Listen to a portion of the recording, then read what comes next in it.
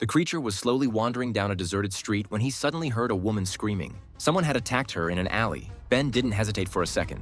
He rushed to help and knocked the attacker out with a single blow. The girl was unharmed. In gratitude, she offered to invite him for breakfast someday, just as a simple act of appreciation.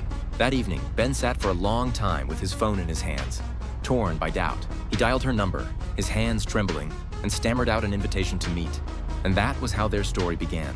What seemed like a chance encounter soon grew into a series of warm, sincere dates. Jennifer laughed at his jokes, never flinched at his appearance.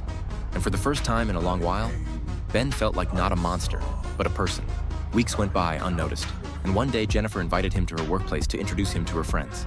He hesitated, but eventually agreed. The next day, Ben arrived, dressed up and holding a bouquet of flowers. But as soon as he stepped inside the building, he froze. There, in front of him, sat Jennifer, tied to a chair. And in the shadows stood a man watching the scene with a cold smirk. It was the absorbing man. He said he had been paid to obtain a piece of Ben's body. A fierce fight broke out. The enemy struck relentlessly, but Ben's rocky skin wouldn't crack.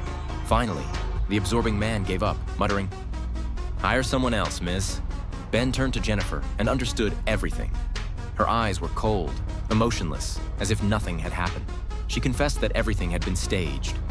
She wasn't interested in him, only in his body. His durable skin could revolutionize metallurgy. All their dates had been nothing more than part of a plan. Ben stood there, unable to believe what he was hearing. When she mockingly added that she could never love a monster like him, he lowered his gaze, clenched his fists, and tore a piece of stone skin from himself. Those weeks had truly been happiness for him, and he genuinely believed she had been his friend. So he left her the fragment. When he walked out, the team arrived. But Ben only said that everything was fine, because no wound on his body could ever compare to the ones left on his soul.